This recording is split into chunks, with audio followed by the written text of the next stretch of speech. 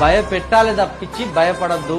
రాజకీయంలో మనం అడుగు పెట్టినామంటేనే ఇక అది ఎంత పెద్ద ప్రమాదం ఎదురైనా మన గుండె ధైర్యం కోల్పోవద్దు. ఏదో సంబరానికి మనం రాజకీయ ఎజెండా ఎత్తుకోవద్దు. గట్టి సంకల్పంతో రాజకీయ ఎజెండా ఎత్తుకోవాలి. ఓ ఎజెండాను పెట్టుకొని రాజకీయంలో అడుగు పెట్టాలి.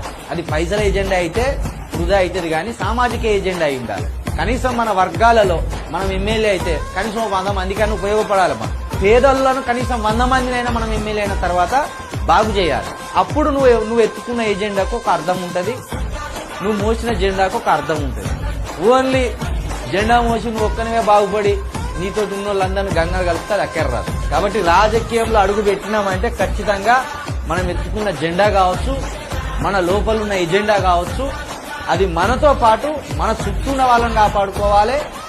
అదేవిధంగా మనల్ని నమ్ముకొని మన కోట్లు వేసిన వాళ్ళలో కనీసం మనతో తిరిగే ఒక గుంపు ఉంటుంది కదా, ఆ గుంపులో ఒక 100 మందికైనా వాళ్ళ జీవితాలు మార్చే ఆలోచన చేయాలి.